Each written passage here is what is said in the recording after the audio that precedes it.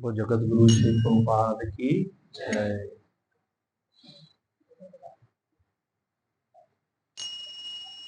जय राधा माधव कुंज बिहारी गोपीजन वल्लभ गिरवरधारी। जय राधा माधव कुंज बिहारी गोपीजन वल्लभ गिरवरधारी। जय राधा माधव कुंज बिहारी गोपीजन वल्लभ गिरवरधारी। कुंज बिहारी गोपीजन वल्लभ गिरवरधारी। जय राधा माधव कुंज बिहारी गोपीजन वल्लभ गिरवरधारी।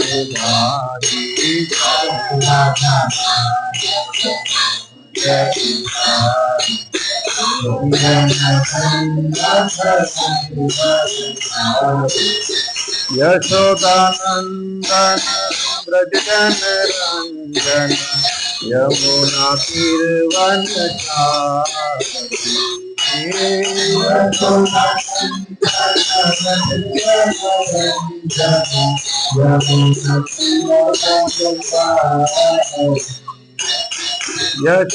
यशोदानंदन ब्रज जन रंजन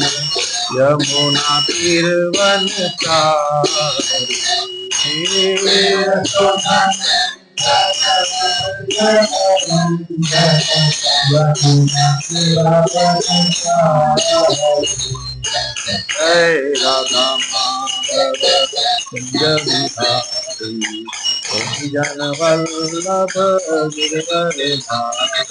जय राधा माधव गोपीजन वल्लभ गिरवरधारी। जय राधा माधव कुंज बिहारी गोपीजन वल्लभ गिरवरधारी। जय राधा माधव कुंज बिहारी गोपीजन वल्लभ गिरवरधारी। हरे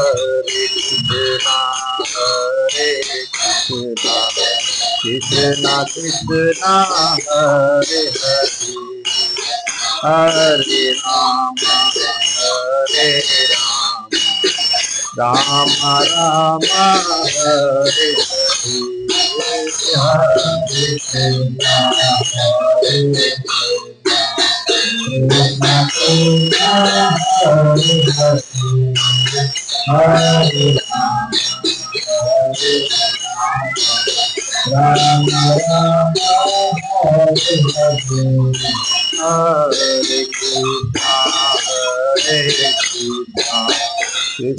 कृष्णा कृष्णा हरे हरे हरे राम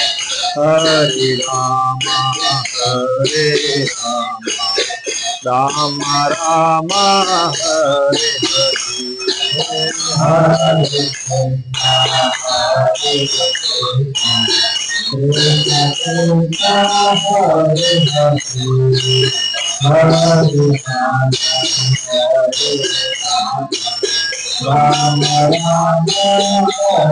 हरे हरे कृष्णा हरे कृष्णा हरे हरे हरे राम राम हरे हरे हरे कृष्णा कृष्णा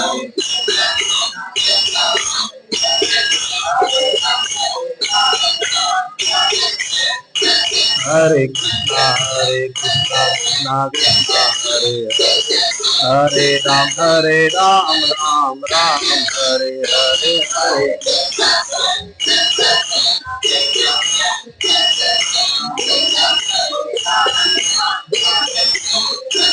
हरे Krishna Krishna Krishna Hare Hare Hare Ram Ram Hare Hare Hare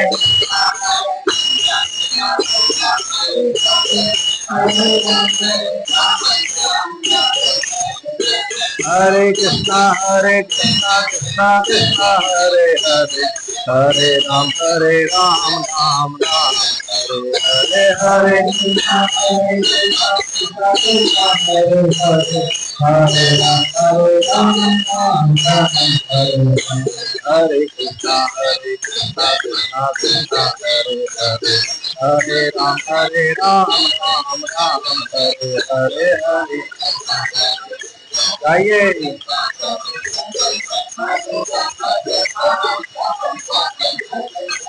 Hare Krishna Krishna Krishna Hare Hare Hare Ram Ram Ram Hare Hare Hare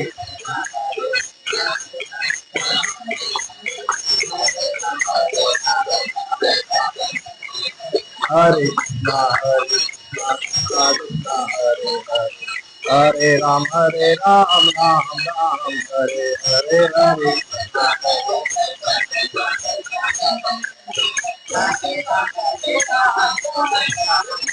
Hare Krishna, Hare Krishna, Krishna Krishna, Hare Hare, Hare Rama, Hare Rama, Rama Rama, Hare Hare, Hare Krishna.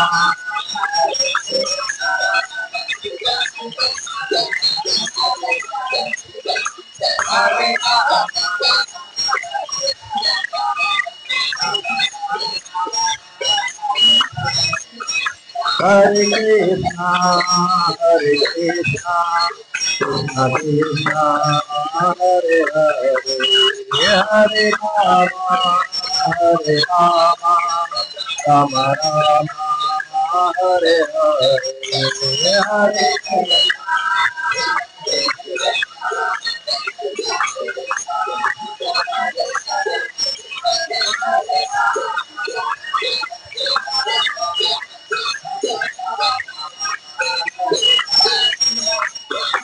Hare Krishna, Krishna Krishna, Hare Hare, Hare Ram, Ram Ram, Hare Hare, Hare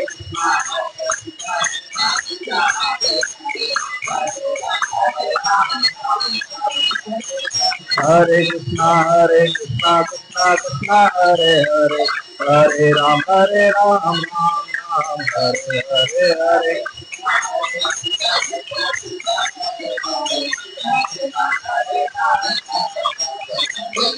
Hare Krishna, Krishna Krishna, Hare Hare, Hare Ram, Ram Ram, Hare Hare, Hare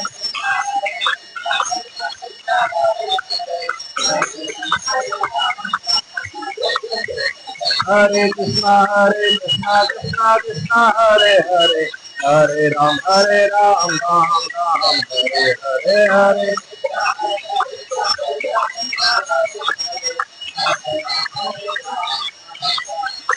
Hare Krishna, Krishna Krishna, Hare Hare, Hare Rama, Rama Rama, Hare Hare, Hare Krishna.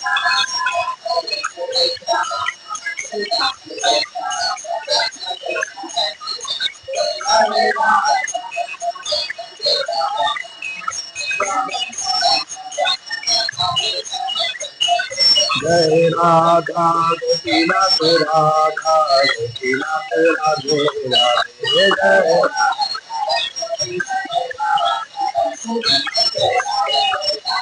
Jai Radha Madan Mohan Radha Madan Mohan Radhe Radhe Jai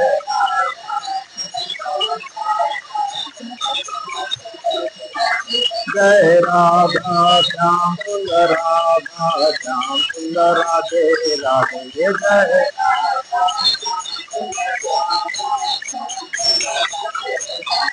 Jai Jagannath Hare Vasudeva Subhadra Mai Jai Sudharshena Jai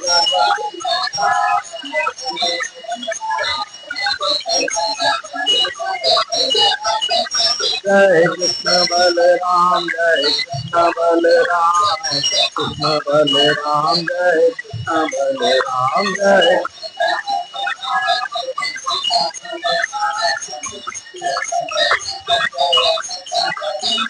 जय नरसिंह भगवान जय कैलाश माता नरसिंह भगवान जय कैलाश माता जय नरसिंह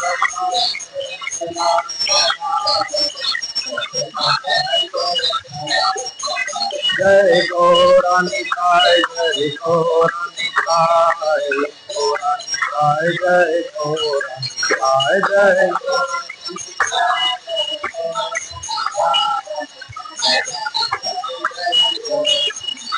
जय पंच तत्व जय पंच तत्व पंच तत्व जय पंच तत्व जय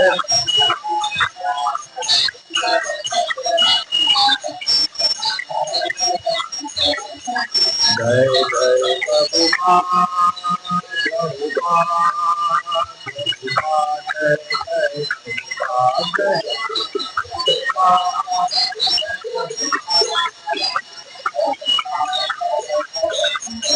जय जय गुरुदेव गुरुदेव गुरुदेव जय जय गुरुदेव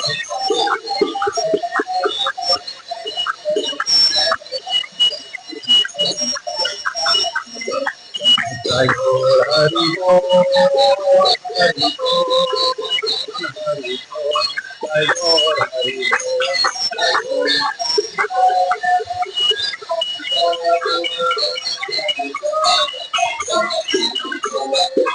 बोलो हरिनाम संकीर्तन की जय। जगत गुरु श्री प्रभुपाद की जय। अनंत कोटि समेत भक्त वृंद की जय।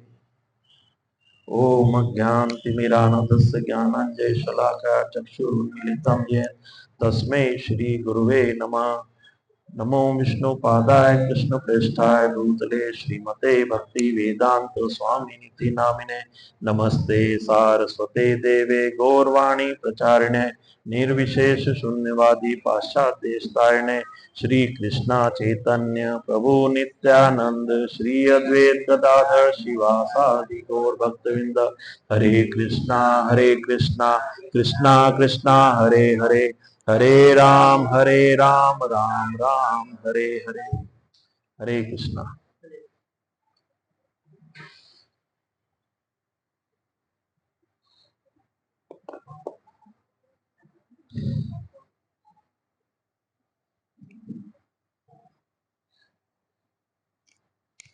आज रविवार के इस कार्यक्रम में पधारे सभी भक्तों के चरणों में सादर वंदन अभिनंदन। आज हम भगवत गीता के अध्याय नंबर 2 श्लोक नंबर 7 पर चर्चा करेंगे। अभी हम श्लोक पढ़ते हैं, पीछे पीछे आप लोग भी उसका स्तुति करिए। कापर्ण दोषोपहत स्वभाव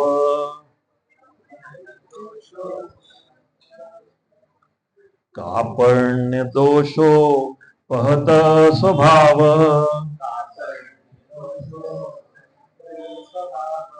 पृच्छामि त्वां धर्म सम्मोहन चेताः पृच्छामि त्वां धर्म सम्मोहन चेताः रक्षेस्यानिश्चितं ब्रूहि तन्मे संज्ञानिश्चितम् है आप लोग। यच्छ्रेयस्यानिश्चितं ब्रूहि तन्मे स्यन्याश्चितिं ब्रूहि तन्मे शिष्यस्तेह शाधि मां त्वां प्रपन्नम् तेहं शाधि मां त्वां प्रपन्न शिष्यस्तेहं शाधि मां त्वां प्रपन्नम्।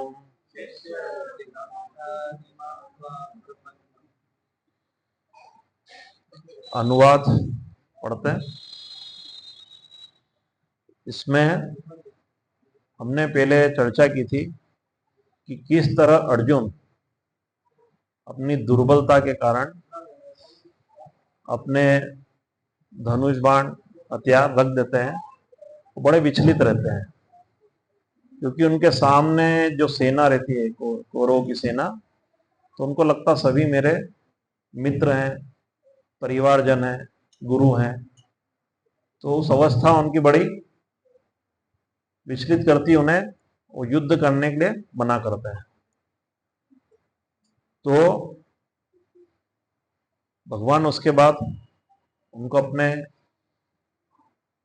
गीता का जो ज्ञान देते हैं, वो कैसे अर्जुन उन्हें अपने गुरु के रूप में स्वीकार करते हैं, ये इसमें चर्चा है ना। तो अनुवाद है, अब मैं अपनी कृपण दुर्बलता के कारण अपना कर्तव्य भूल गया हूं, वो सारा धैर्य खो चुका हूं। ऐसी अवस्था में मैं आपसे पूछ रहा हूं कि जो मेरे लिए श्रेयस्कर है उससे निश्चित रूप से बताएं। अब मैं आपका शिष्य हूं और आपका शरणागत हूं, कृपया मुझे उपदेश दें। तो अर्जुन का भगवान से एक रिश्ता था भाई का, और एक था मित्र वाला। और अर्जुन अपनी ऐसी परिस्थितियों में भगवान से निवेदन कर रहे हैं कि मेरी स्थिति बहुत दुर्बलता वाली हो गई है। मतलब वास्तविकता यह थी कि अर्जुन अपनी स्थिति को भूल रहे थे। अर्जुन की वास्तविक स्थिति क्या है? क्षत्रिय धर्म की।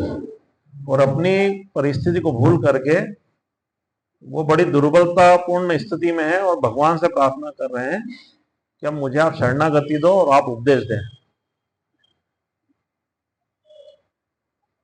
तो अर्जुन शोकग्रस्त है अपनी दुर्बलता के कारण। दुर्बलता क्या है उनकी कि उनको परिवार दिख रहा है सामने, गुरुजन दिख रहे हैं, कैसे युद्ध करूं मैं, और युद्ध में जो हानि होगी, क्योंकि मुझे युद्ध करना मतलब सभी को मारना होगा और तभी मैं राज्य प्राप्त कर पाऊंगा। तो कापर्ण दोषो पहत स्वभाव, कापर्ण दोषो मतलब कृपण स्थिति, वो दुर्बलता। अर्जुन कहते हैं कि मैं अपनी कृपण दुर्बलता के कारण शोकग्रस्त हूं। कृपण यानी एक होता है कंजूस। कंजूस व्यक्ति क्या करता है कि धन संपदा इकट्ठी करता है अपने लिए, अपने परिवारजन के लिए, और उसको खर्च नहीं करता है, न अपने पे खर्च करना चाहता है और ना ही परिवार पर। इसको कृपण बोलते हैं। तो अर्जुन की स्थिति भी ऐसी थी कि अर्जुन युद्ध करना जानते हैं, क्षत्रिय भी हैं, वो अपने क्षत्रिय स्वभाव को भूल करके और दुर्बलता वाली स्थिति में आ गए। मतलब उनकी स्थिति कृपण कंजूस जैसी थी कि वो युद्ध करना जानते हैं और उन्होंने पहले भी युद्ध किए। ऐसा नहीं कि पहली बार युद्ध करना है, उन्होंने कई युद्ध किए और एक बार तो दुर्योधन को ही बचा के लाए थे। पर आज उनकी स्थिति हो गई कि युद्ध के लिए तैयार हो गए। संधि के लिए भगवान को भेजा था, संधि नहीं होती है, युद्ध की तैयारी हो गई। भगवान से कहते हैं युद्ध में करूंगा, और पहले वो प्रतिज्ञा भी करते हैं कि दुर्योधन को ऐसे मारूंगा, कर्ण से ऐसा युद्ध करूंगा। पर इस स्थिति में आके जब बिल्कुल युद्ध चालू होने वाला है, वो निढाल होकर के बैठ जाते हैं। तो अर्जुन अपनी कृपण अवस्था में, पृच्छामि त्वाम धर्म सम्मूढ़ चेता, अपने कर्तव्य से भ्रमित होकर अपने क्षत्रिय धर्म को, परिवार एवं रिश्तों से मोहग्रस्त होना। उनको क्या मोह हो गया कि ये मेरा परिवार है, ये मेरे भाई हैं। भले ही वो भाई उनके काका बाबा में थे, बड़े पिता के पुत्र थे, गुरुजन थे, खुद के स्वयं के गुरु द्रोणाचार्य थे, और जिससे सबसे ज्यादा प्रेम करते थे पितामह, भीष्म पितामह, उनसे भी युद्ध करना है। अब कभी हम सोच नहीं सकते हैं कि हम कभी अपने परिवारजनों से युद्ध नहीं कर सकते। युद्ध भी होता है तो ठीक है, युद्ध नहीं होता, एक विवाद होता है, परिस्थितियां होती है, पर हम मारने वाली परिस्थिति में अभी भी नहीं होता, हम भी नहीं अभी। तो अर्जुन की तो बात, उस समय क्षत्रिय थे वो, हम तो क्षत्रिय भी नहीं है। तो ये सब मोह में हो जाता है। यच्छेय स्यानिश्चितम वही तन्मय। तो भगवान से वो प्रार्थना कर रहे हैं कि मेरे लिए श्रेष्ठकर क्या है वो आप बताइए। कभी कभी हमारी स्थिति होती है कि हम डिसीजन नहीं ले पाते हैं, किसी डिसीजन पे पहुंच नहीं पाते हैं, ये करें ये ना करें, ये कर लिया तो सही होगा, ये नहीं करा तो गलत हो सकता है, ऐसी परिस्थिति होती है। तो ऐसी परिस्थिति में हमें किसी की शरण लेनी पड़ती है। किसकी शरण ले सकते हैं हम? जो इस बंधन में, भौतिक जीव के जीवन के बंधन में ना बंधा हो, तो हमें सही मार्गदर्शन मिलेगा। अब स्वयं खुद ही बौद्धिक बंधनों में बंधा है तो शायद हमें वो सही मार्गदर्शन ना दे पाए। तो ऐसी परिस्थिति में हमें कौन मिलता है, किसकी जरूरत होती है? एक गुरु की। तो गुरु भगवान के प्रतिनिधि होते हैं और आत्म साक्षात्कार क्या है, भगवान को समझने लगता है। तो उनके सामने अभी कौन है? उनके मित्र रूप में भगवान कृष्ण। पर अब वो क्या कह रहे हैं कि भगवान ने जब इतनी देर से उन्हें उपदेश दे रहे थे, तो अब उन्हें लग रहा है कि अब मुझे समझ में ही नहीं आ रहा कि मैं क्या करूं। तो भगवान से कह रहे हैं कि भगवान अब आप ही रास्ता बताइए कि मुझे किस मार्ग पे जाना चाहिए। तो शिष्यस्तेयम शादी माम त्वाम प्रपन्नम। तो अब मैं आपको, आपका शिष्य हूं, शरणागत हूं, और कृपया मुझे निर्देश दे। अब अर्जुन ये भी नहीं कर रहे हैं कि भगवान आपने मुझे उपदेश दिया है और मैं अब युद्ध करूंगा, ऐसा नहीं बोल रहा है। मैं शरणागत हूं, अब आप बोलेंगे तो युद्ध करूंगा और आप ना बोलेंगे तो नहीं करूंगा, ऐसी परिस्थिति है। और शरणागत का मतलब यही होता है ना। तो अब तात्पर्य पढ़ते हैं हम।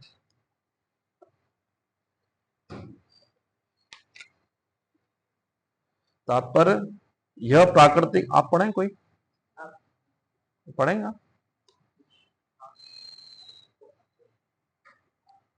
प्रकृति के अनुसार भौतिक गतिविधियों की। एक मिनट प्रभु, हरे कृष्णा, आप कहां पर पढ़ रहे हैं? तात्पर्य 2.7 का है। यह प्राकृतिक नियम है। अच्छा, पुराना बुक होगा। अच्छा अच्छा, ठीक ठीक ठीक, पढ़िए फिर। प्रकृति के अनुसार भौतिक गतिविधियों की पूरी व्यवस्था सभी के लिए उलझन का स्रोत है। हर कदम पर उलझन है, इसलिए व्यक्ति को एक प्रामाणिक आध्यात्मिक गुरु के पास जाना चाहिए जो जीवन के उद्देश्य को पूरा करने के लिए उचित मार्गदर्शन दे सके। ठीक है, तो अपन इसको समझते हैं कि यह प्राकृतिक नियम है कि भौतिक कार्यकलाप की प्रणाली ही हर एक के लिए चिंता कारण है। भौतिक कार्यकलाप क्या होता है? जो हम प्रतिदिन अपने जीवन में देखते हैं, जो कार्यकलाप करते हैं, ये हमारे लिए चिंता कारण होते हैं। रोज हम चिंता से ग्रस्त रहते हैं, कोई ना कोई चिंता हमारे पीछे पड़ी होती है। कभी व्यापार को लेके, कभी नौकरी को लेके, बच्चों को लेके, परिवार को लेके, मतलब हम चिंता खत्म ही नहीं होती हमारी, एक न एक चिंता हमारे पीछे चलती रहती है। और क्या बोलते हैं, पग पग पर उलझन मिलती है, मतलब एक चिंता से मुक्त होते दूसरी तैयार खड़ी होती है। एक यदि कोई टेंशन है हमें, तो वो खत्म नहीं होता, उसके पहले दूसरा तैयार मिलता है। ये भौतिक संसार का नियम ही है, इससे हम बच नहीं सकते। अतः प्रामाणिक गुरु के पास जाना आवश्यक है, जो जीवन के उद्देश्य को पूरा करने के लिए समुचित पथ निर्देश दे सके। ठीक है, तो अब हमें किसकी जरूरत है? प्रामाणिक गुरु की। अब हम गुरु स्वीकार कैसे करते हैं? तद विज्ञानार्थ स गुरु एवं विगच्छेत। इसका मतलब तद विज्ञानार्थ, ऐसा गुरु जिसे सिर्फ शास्त्रों का ही ज्ञान नहीं, बल्कि शास्त्रों की शिक्षा का विज्ञान, यानी भक्ति का अनुभव एवं निष्ठा। गुरु कैसा होना चाहिए? गुरु ऐसे होते हैं कि जिसको सिर्फ शास्त्रों ज्ञान ना हो। शास्त्रों ज्ञान जैसे कोई गुरु ऐसे भी होते हैं, मिल सकते हैं हमें, जो बोलते हैं कि मुझे पूरा गीता 700 श्लोक कंठस्थ है। अब सिर्फ गीता या भागवतम को कंठस्थ करने से वो गुरु नहीं होते, ठीक है ना, क्योंकि सिर्फ ज्ञान होना ही गुरु का महत्वपूर्ण होना संकेत नहीं देता। सिर्फ ज्ञान होना, उसके साथ विज्ञान होना, यहां क्या बोला है, तद विज्ञानार्थ। ज्ञान और विज्ञान में ये अंतर है कि उसके सार को समझे, ठीक है, उसका अपने जीवन में अनुसरण करे और जिसे भक्ति का अनुभव हो, जो वो पढ़ रहा है उसका अनुभव उसे होना चाहिए। अनुभव कैसे होता है कि जो पढ़ता है उसका ज्ञान उसे मिलता है और उसे भी भगवान से आत्म साक्षात्कार होता है, और उसमें वो क्वालिटी होना चाहिए जो हमें भी भगवत धाम ले जाने में सहयोग प्रदान करे, ठीक है। और दूसरा, जिसे परंपरा से ज्ञान प्राप्त हो और जो जीव को आत्म साक्षात्कार का ज्ञान दे सके।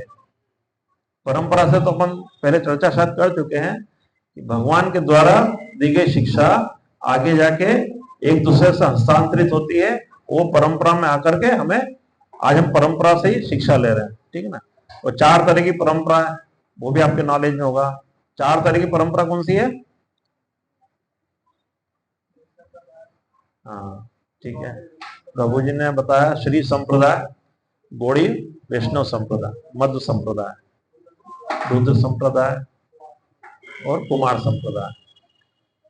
तो प्रभु जी ने जैसे बताया, गौड़ी वैष्णव मध्य संप्रदाय, जिस संप्रदाय में हम आते हैं, जो ब्रह्मा जी द्वारा हमें प्राप्त हुई है, ठीक है।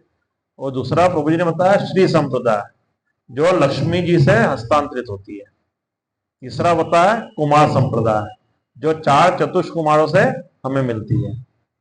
वो प्रभु जी ने एक और बताई थी, प्रभु जी क्या बताया, शिव संप्रदाय या रुद्र संप्रदाय, ठीक है।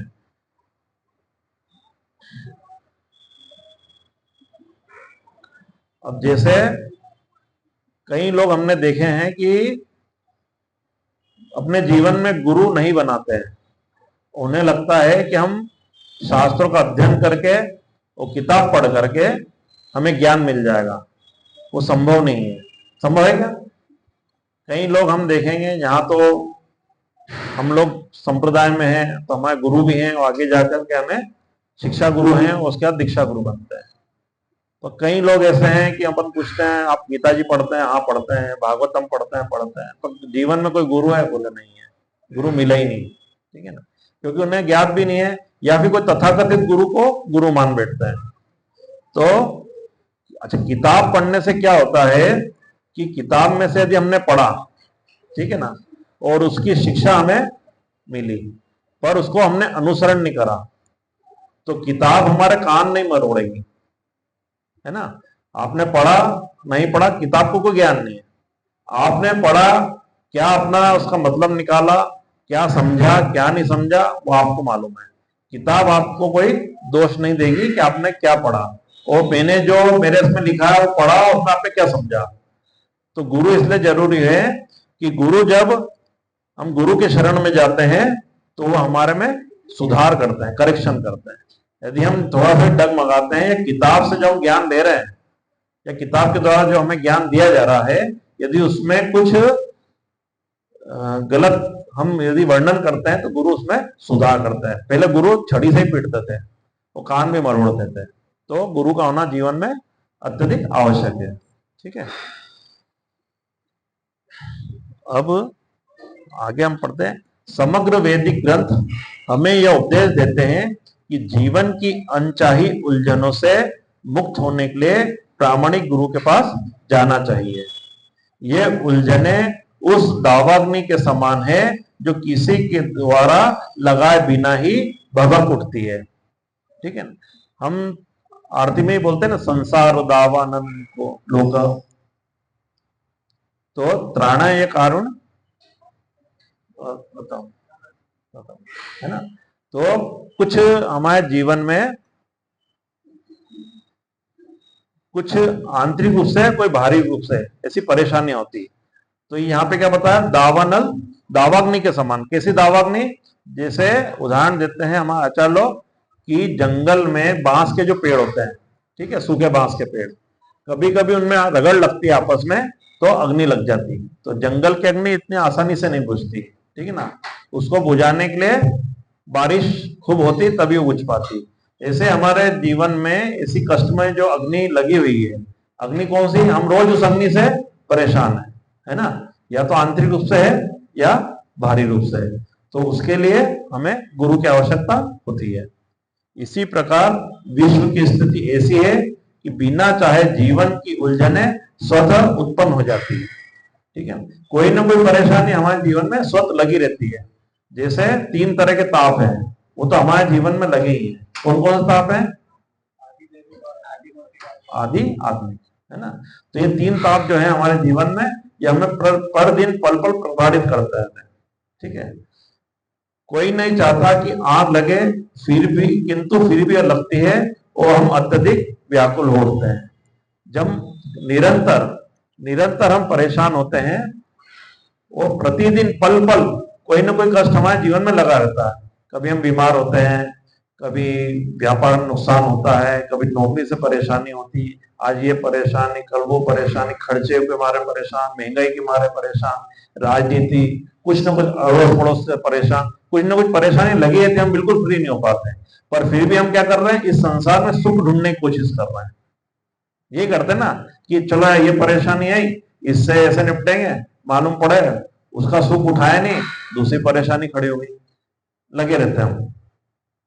अतः वैदिक वांग्मय उपदेश देता है कि जीवन की उलझनों को समझने तथा उनका समाधान करने के लिए हमें परंपरागत गुरु के पास जाना चाहिए, ठीक है।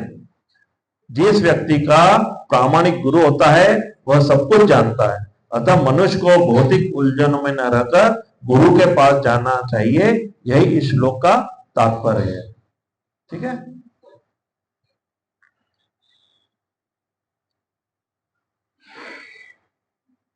आखिर भौतिक उलझनों में कौन व्यक्ति पड़ता है? वह जो जीवन की समस्याओं को नहीं समझता। जीवन की समस्या क्या है? हम सभी समस्याओं से ग्रस्त हैं। वो 4 प्रकार की समस्या हमारे जीवन में जब से हम संसार में आए लगी रहती है। कौन कौन सी? जरा व्याधि, जन्म मृत्यु जरा व्याधि। जन्म और मृत्यु तो हम समझते हैं। जरा व्याधि, जरा मतलब बुढ़ापा और व्याधि मतलब बीमारी, ठीक है ना। और हम इतना होने के बाद भी, हमारे जीवन का इतना समय गुजारने के बाद भी, और हम अपने परिवार में भी देखते हैं किसी न किसी मृत्यु होती है, जीवन भर संघर्ष करते हैं, कोई व्याधि से, बीमारी से पीड़ित है और कोई बुढ़ापे में से ग्रस्त है, ठीक है ना। तो उसके बाद भी हम शिक्षा नहीं लेते हैं कि हमारा मेन मकसद क्या है। हम कभी कभी प्रश्न नहीं करते हैं कि संसार में आए क्यों, कैसे आए और क्यों आना पड़ा, क्यों कष्ट भोग रहे हैं, ठीक है ना। और जन्म मृत्यु जरा व्याधि, इससे कोई भी जीव दूर नहीं है।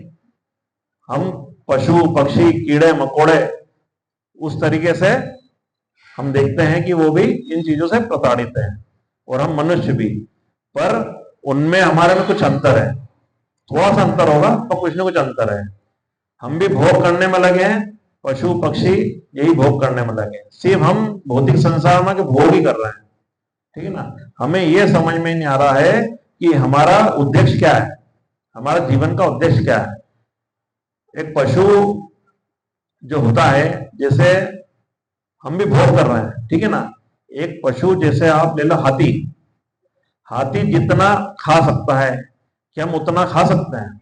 नहीं खा सकते, हमें क्षमता नहीं है, ठीक है ना। एक सिंह, एक शेर, जितना बल होता है उसमें कि बड़े बड़े, उससे बड़ी शरीर, उससे बड़ा शरीर जिसका, उसको भी खा जाता है। ऐसा बल भी नहीं हमारे में। भोग, हम काम वासना में लिप्त रहते हैं और प्रतिदिन हर समय भोग करने की हमारी प्रकृति रहती है। हम भोग करते हैं, तो क्या एक कबूतर जितना भोग कर सकते हैं? एक कबूतर 70 से 80 बार प्रतिदिन प्रतिक्रिया में लगा रहता है, वो क्षमता भी नहीं हमारे में। तो सिर्फ हम झूठे सपनों में लगे हैं और हम लोगों को लगता है कि हम बहुत ज्यादा भोग कर रहे हैं, तो हमें भोग करने की परिस्थिति नहीं।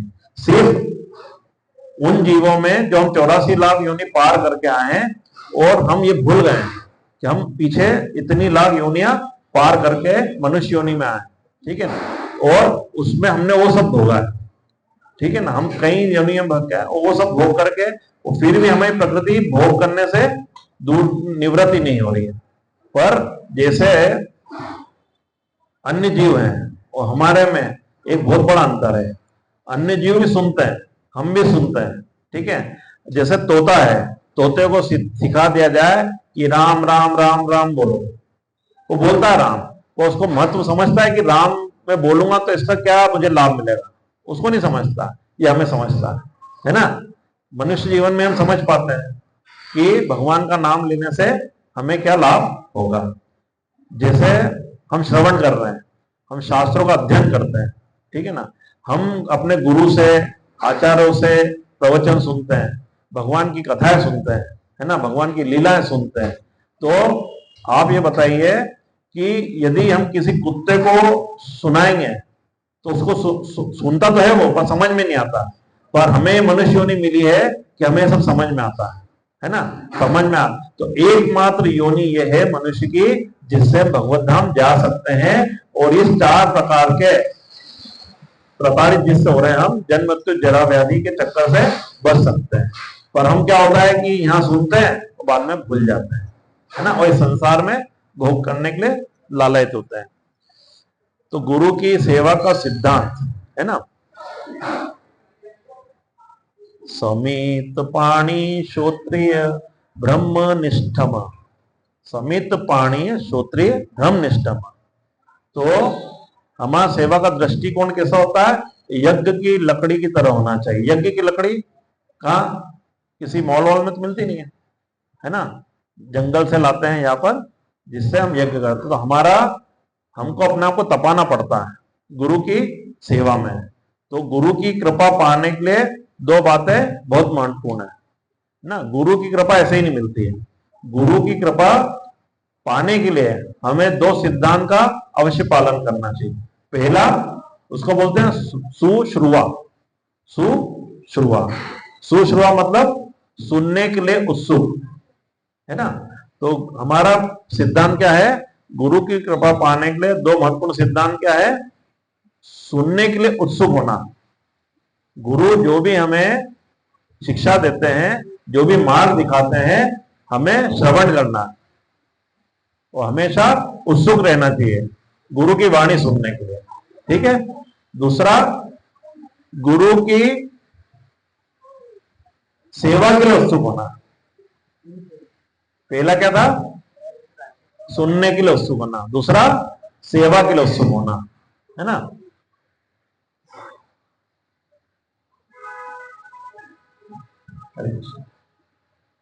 तो पहला है सुनने के लिए उत्सुक होना, गुरु से श्रवण करना, बगैर श्रवण करे हमें कोई शिक्षा प्राप्त नहीं होगी, ना हमारा उद्धार हो सकता है, ना भगवान से आत्म साक्षात हो सकता है। पर कृपा पाने के लिए दूसरा महत्वपूर्ण क्या है सिद्धांत, सेवा। जब गुरु की सेवा हम करते हैं तो गुरु प्रसन्न होते हैं, और गुरु प्रसन्न होते हैं तो हमारे को मार्गदर्शन मिलता है। तो गुरु की बातों में निष्ठा क्यों होना चाहिए, क्योंकि गुरु जो परंपरा में शास्त्रों का अध्ययन करके आए हैं और उन्होंने वो सब ज्ञान प्राप्त किया है जिससे आत्म साक्षात्कार भगवान से हो सकता है, हम भगवान के धाम जा सकते हैं, ठीक है। तो भगवान के धाम जाना है हमें, ये तो हमें उद्देश्य मालूम पड़ गया जीवन का, है ना, ठीक है। अब अपन आगे तात्पर्य में थोड़ा पढ़ते हैं। तो आखिर भौतिक गुंजनों में कौन सा व्यक्ति पड़ता है, वह जो जीवन की समस्याओं को नहीं समझता, ठीक है। बृहद आरण्यक उपनिषद में व्याकुल व्यग्र मनुष्य का वर्णन इस प्रकार हुआ है, योवा एत दक्षरम गार्ग्य विदित्वा इस्माल लोकात प्रेति स कृपण। तो कृपण वह है जो मानव जीवन की समस्याओं का हल नहीं करता और आत्म साक्षात्कार के विज्ञान को समझे बिना कुकर सुकर की भांति इस संसार को त्याग कर चला जाता है, ठीक है। अब इसमें क्या होता है, कृपण वो है, कृपण के बारे में अपने समझा अभी, है ना। तो जो मानव जीवन की समस्याओं को हल नहीं करता, हम लोगों की स्थिति भी, अब तो हम यहाँ पर इस्कॉन से आए हैं, हमें थोड़ी कृपा हुई, प्रभुपाद की कृपा हम पर, नहीं तो हमारी स्थिति भी कृपण से ज्यादा, अभी भी कृपण जैसी स्थिति है कि हम अभी भी, हमें ज्ञान है, हम समझ रहे हैं कि हमारे जीवन का उद्देश्य क्या है, पर हम वापस भूल जाते हैं। जैसे अर्जुन अपना व्यक्तिगत अस्तित्व भूल गया था कि वो क्षत्रिय है, ऐसी हमारी स्थिति है कि हमारा उद्देश्य हमें मालूम है, हम रोज पढ़ते हैं, रोज सुनते हैं, तो हमारा समय ऐसे ही व्यर्थ कर देते हैं, ठीक है ना। और कुछ देर यदि हम घंटे 2 घंटे बैठ भी जाते हैं, कभी लेक्चर सुनते हैं, माला जपा करते हैं, पर यहाँ से जाने के बाद हम वापस प्रयास नहीं करते कि हमने जो पढ़ा उसका रीडिंग करें, है ना, या हमें उसको वापस समझना है या नोट्स बनाना है। कई लोग ऐसे हैं जो नोट्स भी नहीं बनाते हैं और आगे का पार्ट पीछे का सपाट कर लेते हैं, ठीक है। तो इसमें बता रहे हैं कि आत्म साक्षात्कार को विज्ञान को समझे बिना कुकर सुकर की भांति संसार को त्याग कर चले आते हैं। कुकर सुकर क्या होता है, कुकर मतलब कुत्ता और सुकर मतलब सुअर। तो हमारी स्थिति भी ऐसी है कि कुकर सुकर जैसी है।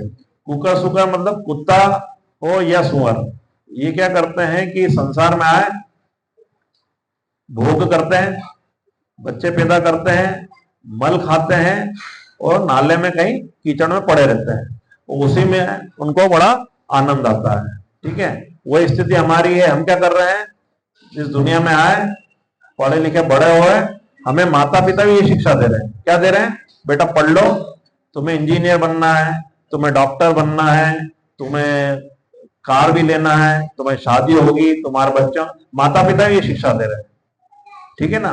तो इसके कारण क्या हो रहा है कि हम इस भोग करने की लालसा हमारी बढ़ते जा रही है और हम कुकर सुकर की तरह संसार में एक दिन मर जाएंगे और भगवान के धाम तो जाना मिलेगा, फिर हम जन्म लेंगे, फिर आएंगे, किसी दूसरी योनि में आएंगे और ऐसे कंटिन्यू चलता रहेगा, है ना। और ऐसे हम 80 लाख तो पार करके आ चुके हैं, ये तो फाइनल है, फाइनल मैच है ना। और इसको भी हमने लाभ नहीं उठाया तो फिर वही एबीसीडी वापस चालू।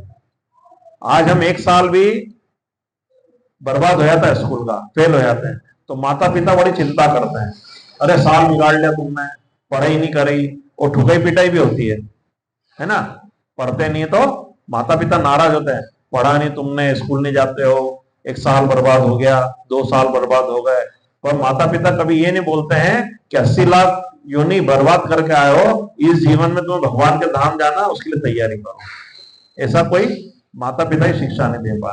ये प्रभुपाद की कृपा है कि हम आज यहाँ बैठे और समझ रहे हैं, पर उसके बाद भी यदि हमने उस चीज को नहीं समझा तो फिर हमें वापस, है ना। हाँ, तो जीव के लिए यह मनुष्य जीवन अत्यंत मूल्यवान निधि है।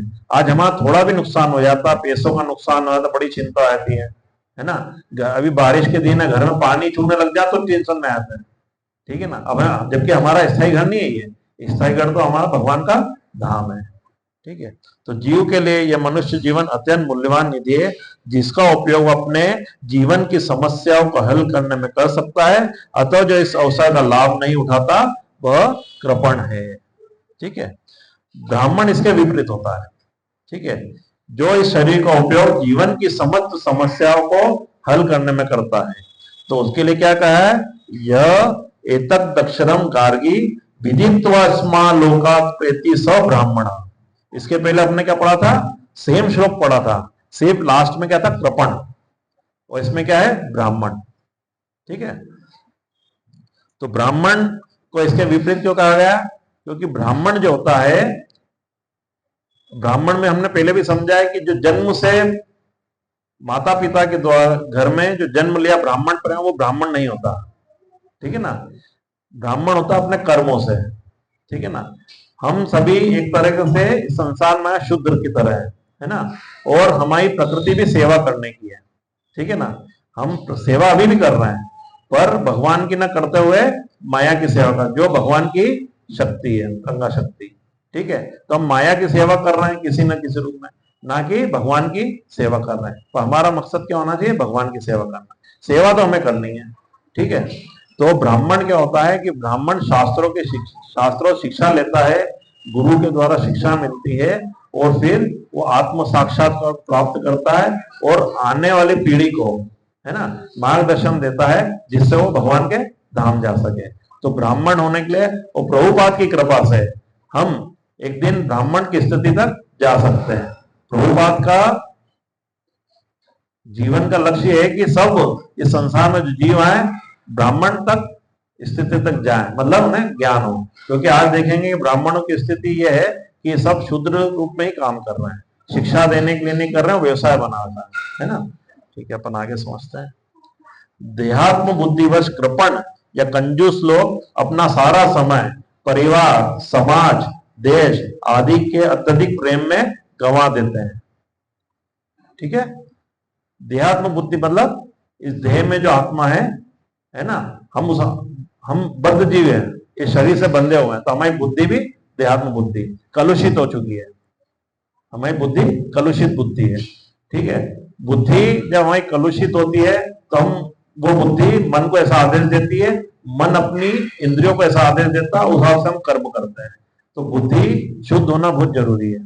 ठीक है, और हम क्या होता है जब कलुषित बुद्धि के अधीन होते हैं तो धीरे धीरे हम मन के अधीन वर्क करने लगते हैं, काम करते हैं, और मन हमारा स्वामी हो जाता है। और हम अभी भी यही करते हैं, है ना, जो मन में आया वो करते हैं। अभी थोड़ी देर में हम मन नहीं होगा तो हमारा मन और कहीं लग जाएगा, शायद हम लेक्चर भी सुन रहे हैं, मन इधर उधर भाग रहा होगा। ठीक है ना, तो हमें बुद्धि जो होती है वो कलुषित हो जाती है, इसके कारण हम भगवान से भी दूर होते जा रहे हैं। मनुष्य प्राय चर्म रोग के आधार पर अपने पारिवारिक जीवन अर्थात पत्नी, बच्चों तथा परिजनों में आसक्त रहता है। चर्म रोग क्या है? खुजली हो जाती, वो रोग के बारे में बताया है, या एक्जिमा वगैरह क्या होता है? हाँ, चर्म रोग मतलब, हाँ आपने जो बताया ठीक बताया, देहात्म बुद्धि। ठीक है, एक चर्म रोग होता है जो हम संसार में देखते हैं, किसी को खुजली हो गई, किसी को क्या हो जाता है ना, वो चर्म रोग अलग है।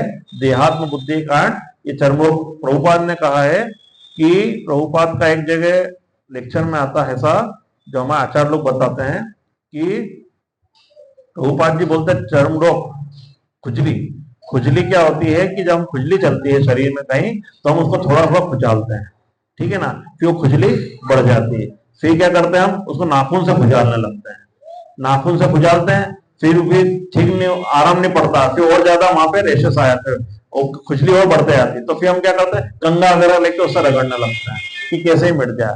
तो हमें इस तरह खुजली नहीं मिटानी है, हमें क्या करना है, खुजालना नहीं है, हमें उसको इंतजार करना चाहिए, धीरे धीरे वो अपना शांत हो जाएगी, है ना। ठीक है,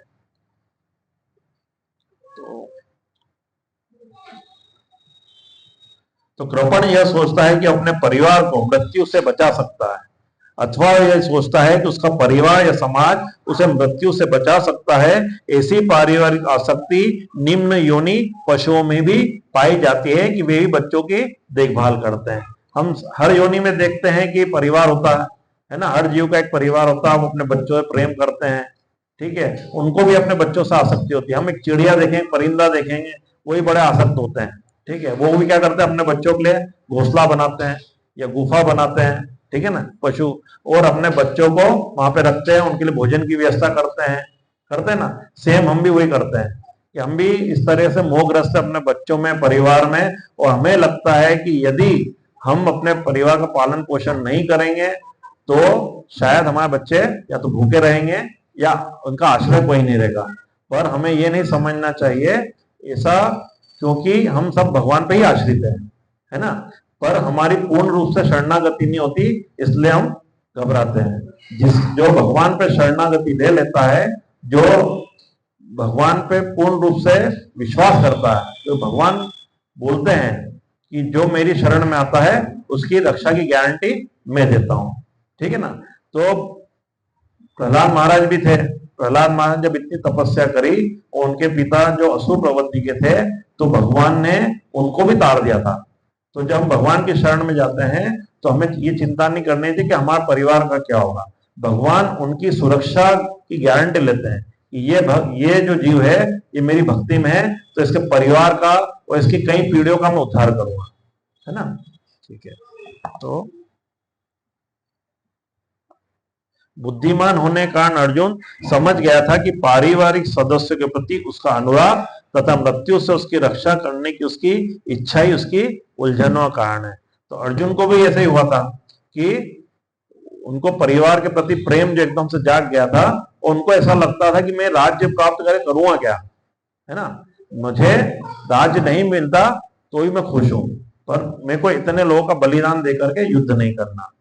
तो अब क्या है, अब अर्जुन में भगवान ने अर्जुन को शिक्षा क्यों दी, है ना, क्योंकि अर्जुन में ज्ञान प्राप्त करने की योग्यता थी, है ना।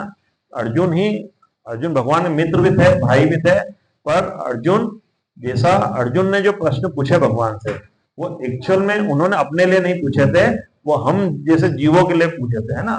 गीता एक्चुअल में श्रुति ग्रंथ है, ठीक है ना। गीता एक तरह से लॉ ऑफ बुक, गीता क्या है, गीता जी क्या है, लॉ ऑफ बुक, कानून की जो कानूनी किताब है। जैसे हम कानून में देखते हैं कि संविधान होता है, उसमें कई धारा होती है, उस धारा के हिसाब से सजा मिलती है, ठीक है ना।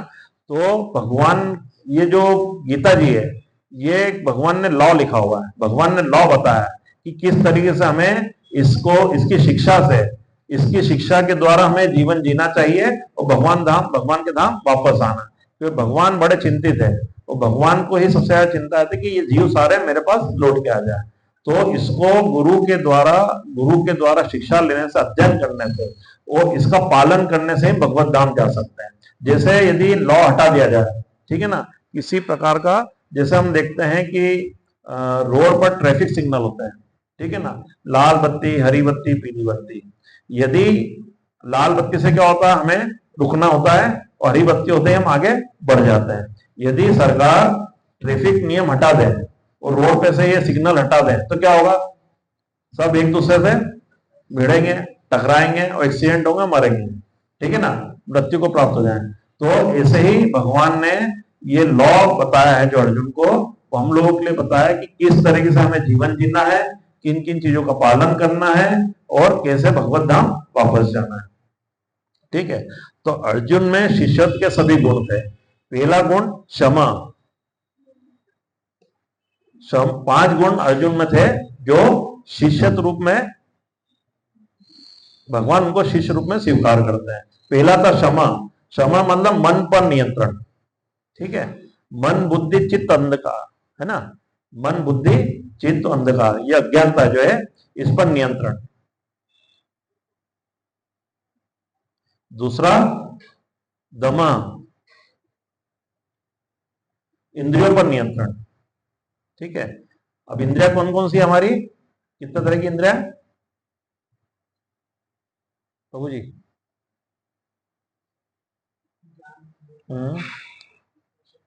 कर्मेंद्रिया, है ना, हाँ, जनेन्द्रिया। तो जनेन्द्रिया भी कर्मेंद्रियों में आती है, ठीक है ना। तो ज्ञानेन्द्रिया कौन कौन सी हमारी, आंख, कान, नाक, स्वाद और स्पर्श, है ना। अब इसको अपन डिटेल में जाएंगे, थोड़ा सा ज्यादा लंबे चले जाएंगे, है ना। तो ये हमारी ज्ञानेन्द्रिया है, ठीक है। और कर्मेंद्रिया हमारी हाथ, पैर, मुंह, गुदा और जनेन्द्रिय, ठीक है। जनेन्द्रिय को उपस्थ भी बोलते हैं। तो अर्जुन का इन इंद्रियों पर भी नियंत्रण था, ठीक है। और इन इंद्रियों को, इन इंद्रियों पर जो कंट्रोल करते हैं हम, है ना, इसको महर्षि पतंजलि ने अष्टांग योग में प्रत्याहार बोला है। क्या बोला है? प्रत्याहार यानी भौतिक विषयों का भोग करने के लिए अग्रसर इंद्रियों को हटाकर भगवान की सेवा में लगाना। हम अपनी इंद्रियों को कंट्रोल नहीं कर सकते। जैसे हमारा मन है, उसको कंट्रोल नहीं कर सकते, वो भागता है। हम बोलते हैं ना, प्रभु जपा करते हैं, मन इधर उधर भागता है, बोलते हैं ना, जपा करते हैं, पढ़ते हैं, कुछ भी करते हैं, तो हम कहीं काम करते हैं, सिर्फ एक जगह हमारा मन नहीं भटकता है। हमें आदत ऐसे हुई, जब कोई हमें नोटों की गड्डी देता, बोले गिन लो एक बार, तो हम नोटों की गड्डी गिनते हैं ना, तो हमारा मन भटकना बंद हो जाता है। उसमें टाइम ये नहीं विचार आता कि जपा करना है, ये करना, वहां जाना, एक एग्जैक्ट नोट गिनने का प्रयास करते हैं। और जरा सा हमारा ध्यान भटकता तो क्या होता है, भूल हो जाती है, तो हम डबल से गिनते हैं, है ना। इतना हम माया में पड़े हुए हैं। तो भगवान का जब हम 16 माला कर रहे हैं, प्रैक्टिस कर रहे हैं, फिर भी हमारा मन भटकता है।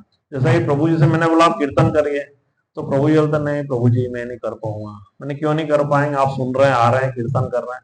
तो नहीं नहीं प्रभु जी थोड़ा सा आदत नहीं है मुझे, है ना प्रभु जी। तो जपा करना बहुत सरल है। जपा करने में क्या होता है, प्रभुपाद ने बोला 16 माला करो, 16 माला कर ली। उनने बढ़ाओ 20 माला कर लो, 64 तक कर ली ना। क्यों? क्योंकि हम कीर्तन क्यों नहीं कर पा रहे हैं, हम यहाँ लेक्चर क्यों नहीं दे पाते हैं, हम स्टेज पे जाकर कुछ बोल क्यों नहीं पाते हैं? क्योंकि हम घबराते हैं कि अरे आप मेरा मजाक होगा, मेरी हंसी उड़ाएंगे। हम उस चीज को सहन नहीं कर पा रहे हैं, है ना। उस चीज से हम अपने आप को दूर नहीं कर पा रहे हैं। ये हमारी आसक्ति है, हमारा मान सम्मान कम हो जाएगा, ये हमें घबराहट है ना। तो जैसा आता है करना चाहिए, जैसा कीर्तन आता करो। आज कल परसों हम सीखेंगे, बहुत सारी चीज सीखते हैं, और हम यदि प्रयास नहीं कर रहे हैं तो हम कभी नहीं कर पाएंगे। ठीक है। और अब तीसरा उप्रत्यय। तीसरा गुण क्या था शिष्यत्व का, उप्रत्यय। उप्रत्यय यानी भोग के प्रति उदासीनता, विरक्ति।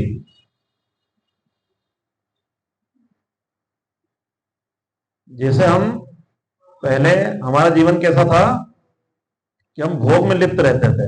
जब हम इस्कॉन से में नहीं जुड़े थे, हमें गुरु आचार्य नहीं मिले थे, प्रभुपाद नहीं मिले थे, तो हम सब भी भोग में लिप्त हैं। और यहाँ आप जो लोग देख रहे हैं ना, इसके अलावा जो बाहर घूम रहे होंगे कई लोग जो अभी भी भोग में लिप्त है, संडे को जा रहे हो कहीं चौपाटी, कहीं मूवी देखने जा रहे हैं, कहीं कुछ खाने जा रहे हैं। तो यदि उनको संडे को अवकाश मिल जाए, अपन उनको बोलते हैं कि इस्कॉन में आओ, है ना, लेक्चर है, कीर्तन होंगे, भगवान की आरती, तो वो नहीं आना चाहते हैं। पर अर्जुन में गुण था कि हम हमें वो गुण धीरे धीरे प्रफुल्लित हो रहे हैं। कैसे है कि जब हम इस्कॉन में आ गए हैं, ठीक है ना, आज हम कहीं नहीं जाते हैं, तो उधर जाते हैं कोई पार्टी में, कोई होटल पे, ऐसे नहीं जाते ना, क्योंकि हमें धीरे धीरे भगवान के प्रति आसक्ति बढ़ते जा रही है और भोगों से विरक्ति होती है। ठीक है ना। वो ऐसे ही संभव, हम यदि अपना मन कंट्रोल करना चाहें तो नहीं कर पाएंगे। ठीक है। चौथा तितिक्षा। चौथा गुण कौन सा, तितिक्षा, द्वंद्वों के प्रति सहिष्णुता। हमारे हम जैसे बैठे हैं यहाँ पर, हम नॉर्मल दिखते हैं, ठीक है ना, किसी को नहीं लग रहा है, किसी को टेंशन है कुछ, पर अंदर कोई टेंशन होगा तो द्वंद्व चलता रहता, कुछ ना कुछ द्वंद्व चलता रहता। जैसे अभी मैं हरि कीर्तन प्रभु जी से निवेदन कर रहा था, प्रभु जी आप आ रहे हैं कि नहीं आज क्लास में? प्रभु जी बोल रहे हैं कि मुझे ऑफिस का बहुत काम है ना, ऑफिस का बहुत काम है और पेंडिंग है। तो मैंने प्रभु जी निवेदन का आप आ जाइए, है ना। तो प्रभु जी आ गए, देखो कहना माना हमारा। पर कहीं ना कहीं एक द्वंद्व चल रहा, ऑफिस का काम पेंडिंग, ऑफिस का काम पेंडिंग है, वो भी निपटाना, कल ऑफिस जाना। जैसे हम भी कभी कभी नींद लग गई, सुबह नहीं उठ पाए और जपा नहीं कर पाए, ठीक है ना, तो अब दिन भर कुछ ना कुछ फंसे हुए हैं, तो ऐसा लगता है यार जपा रह गई आज की, अब क्या 12 बजेगी रात को, 11 बजेगी, जपा रह गई, एक द्वंद्व चलता रहता है ना। तो तितिक्षा, द्वंद्व के प्रति सहिष्णुता, मतलब वो नॉर्मल रहते थे। उनका क्या था, जैसे युद्ध भी करना है ना, तो भगवान से क्या बोल रहे हैं वो कि राज्य प्राप्त करना है, पर मुझे पूरी सृष्टि का सुख मिल जाए, पर मुझे नहीं चाहिए ऐसा युद्ध, मैं भीख मांगकर भी अपना जीवन काट लूंगा। ठीक है। और सबसे महत्वपूर्ण जो है पांचवा, श्रद्धा। श्रद्धा किसके प्रति, भगवान के प्रति। अच्छा यहाँ आप सभी को मालूम भगवान कौन है ना, कौन है भगवान? श्री कृष्ण ही भगवान है ना। तो भगवान के प्रति श्रद्धा होना चाहिए, है ना। यदि श्रद्धा नहीं होगी और सारे गुण भी है, तो भी हम भगवान की शरण नहीं प्राप्त करते, क्योंकि शरण और शरणागत में एक अंतर है। शरण और शरणागत में क्या अंतर है माता जी? शरण और शरणागत में क्या अंतर है?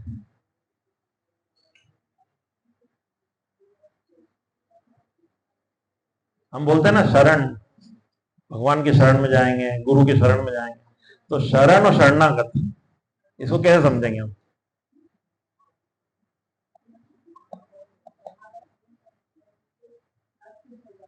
माता जी को दे दो या तो माइक हो तो माता जी आपका माइक दे दीजिए। अच्छा कुछ, हाँ माता जी बता रहे थे आप।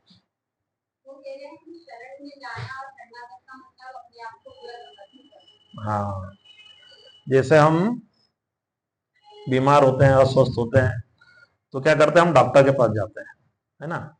और डॉक्टर के पास जाते हैं और डॉक्टर को हम अपनी बीमारी के बारे में बताते हैं ना। कुछ भी बीमारी तो डॉक्टर से बोलते हैं कि साहब मुझे ये बीमारी है, ये कष्ट हो रहा है, ये तकलीफ है। ये होता है शरण, है ना। और शरणागत क्या होता है? डॉक्टर के द्वारा बताए गए उपचार का पालन करना, ठीक है। डॉक्टर के द्वारा बताए गए उपचार का पालन करना। अब डॉक्टर के पास गए हम, है ना, डॉक्टर साहब ये बीमारी है, ऐसा ऐसा मुझे कष्ट हो रहा। डॉक्टर ने ठीक है, उन्होंने मेडिसिन लिखा और उन्होंने बताया कि ये पानी से लेना है या दूध से लेना है या आपको खटाई का सेवन नहीं करना, ये तो बताते डॉक्टर, बताते ना। हम लोग दवाई लेके आते हैं तो हम क्या करते हैं कि एक आध दो दिन गोली ली नहीं ली, पूरा कोर्स नहीं लिया, ठीक है ना, या खटाई भी खा ली, अब दवाई असर नहीं कर रही है, दवाई असर नहीं करती, तो क्या होता है, इस तरह से हमने मतलब पूर्ण रूप से शरणागति नहीं ली। ऐसी स्थिति हमारी है कि हम आते हैं, लेक्चर सुनते हैं, कीर्तन करते हैं, भजन करते हैं, जपा करते हैं, मन नहीं लगता है, मन नहीं लगता। शरण में तो आ गए, प्रभुपाद की शरण में आ गए, भगवान शरण में, पर शरणागति नहीं ली हमने पूरी तरीके से, पूर्ण रूप से शरणागति भगवान की नहीं ली। कैसे नहीं ली? क्योंकि भगवत गीता भागवत हमारे सामने है, घर पे भी है, अध्ययन नहीं करते हैं, और अध्ययन भी करते हैं तो गुरु के बगैर करना चाहते हैं, है ना। तो क्या होता है कि जब पूर्ण रूप से हम शरणागत नहीं होंगे भगवान के, तो हमारा उद्धार संभव नहीं है, ठीक है।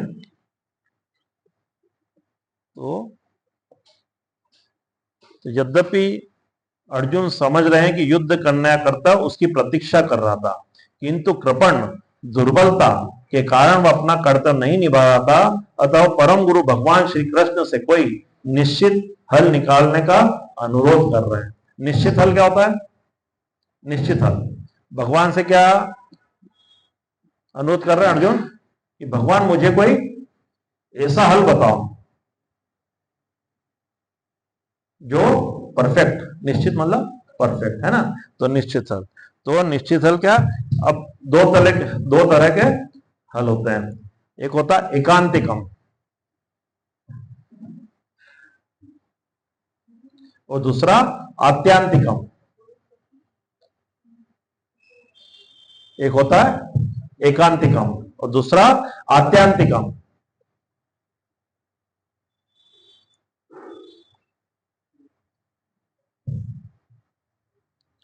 तो एकांतिकम ऐसा फल होता है, ऐसी साधना जिसके अभ्यास द्वारा निश्चित फल प्राप्त हो, जिसके द्वारा हम ऐसी साधना करें जिसके द्वारा हमें फल प्राप्त होना ही है, ठीक है ना। यह होता है एकांतिकम।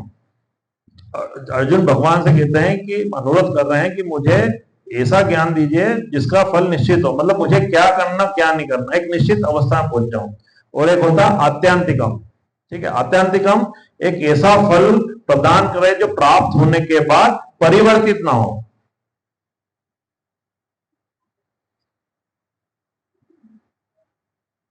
और परिवर्तित ना हो मतलब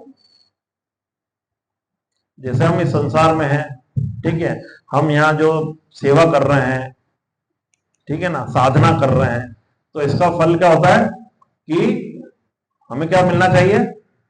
भगवान के धाम जाना, ठीक है ना।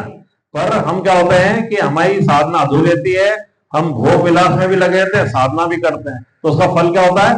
वापिस जन्म मृत्यु के चक्कर में फंसते हैं, ठीक है। तो अर्जुन कह रहे हैं कि मुझे निश्चित ऐसा रास्ता बताइए जो फाइनल फाइनल मतलब कैसे कि मुझे भगवत धाम जाना है, ठीक है ना। तो अपन आगे बढ़ते हैं। दो तरह के हमने फल अनुरोध कर रहे हैं। जो हल वह श्री कृष्ण का शिष्यत्व ग्रहण करते हैं, वह मित्रता पूर्ण बातें बंद करना चाहते हैं। गुरु तथा शिष्य की बातें गंभीर होती है, गुरु और शिष्य में हमेशा बातें इसी तरीके से होना चाहिए, गंभीर रूप से, मजाक हंसी मजाक जैसा नहीं करना। और अब अर्जुन अपने मान्य गुरु के समक्ष गंभीरता पूर्वक बातें करना चाहते हैं। अभी तक अर्जुन क्या कर रहे थे? तर्क वितर्क कर रहे थे, भगवान से तर्क वितर्क, भगवान कुछ बता रहे थे तो तर्क कर रहे थे। भगवान बोल रहे तुम्हारा काम है युद्ध करने का, तुम क्षत्रिय हो, ऐसा है। पर अर्जुन बार बार तर्क वितर्क, नहीं मैं अपने गुरु से युद्ध नहीं करूंगा, नहीं अपने परिजनों से युद्ध नहीं करूंगा, कई तरह के तर्क वितर्क भगवान को दे रहे थे। तो अब अर्जुन क्या करते हैं? तर्क वितर्क बंद कर देते हैं और भगवान के शरण ग्रहण कर लेते हैं। इसलिए श्री कृष्ण गीता ज्ञान के अधिगुरु हैं और अर्जुन गीता समझने वाले प्रथम शिष्य हैं। अर्जुन भगवत गीता को इस तरह समझते हैं, यह गीता में वर्णित है। तो भी मूर्ख संसारी विद्वान बताते हैं कि किसी को मनुष्य रूप श्री कृष्ण की नहीं बल्कि अजन्मा कृष्ण की शरण ग्रहण करनी चाहिए। तथाकथित गुरु होते हैं, वो क्या बोलते हैं? श्री कृष्ण की नहीं, किसकी? किसकी? अजन्मा कृष्ण की। वो क्या सोचते हैं कि जब भगवान ने द्वापर युग में अवतार लिया था तो उनको ऐसा लगता है भगवान तो हमारी तरह थे, मनुष्य जैसे ही थे, उनकी मृत्यु हो गई, तो क्या भगवान की मृत्यु होती है? कभी नहीं होती। भगवान अपना काम पूरा करके, है ना, लीला करके वापस अपने धाम चले जाते हैं। किस तरह जाते हैं? कि जैसे हम देखते हैं कि सूर्य जो होता है, सूर्य सुबह उदय होता है और शाम को अस्त हो जाता है। तो क्या सूर्य कभी मरता है या सूर्य खत्म होता? नहीं होता, हमें नहीं दिखता, वो हमारी भौतिक दृष्टि से नहीं दिखता, पर किसी न किसी दूसरे देश में उसका वापस उदय होता है। ऐसे ही भगवान यहाँ अपनी लीला कर गए, अब किसी और लोक में जाकर के अपनी लीला करते हैं, ठीक है ना।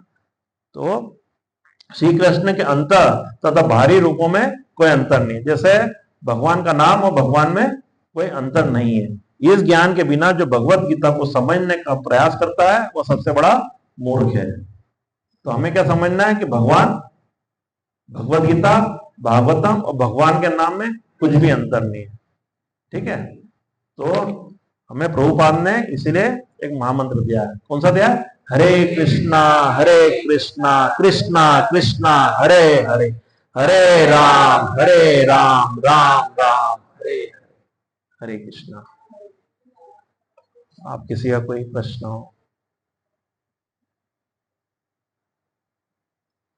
या कुछ पॉइंट लिखना रहे हो तो पूछ लीजिए। हाँ बोले।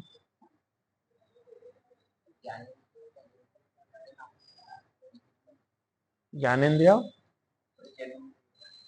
कर्मेंद्रिया, कर्मेंद्रिया, कर्मेंद्रिया में जनेन्द्रिया आती है।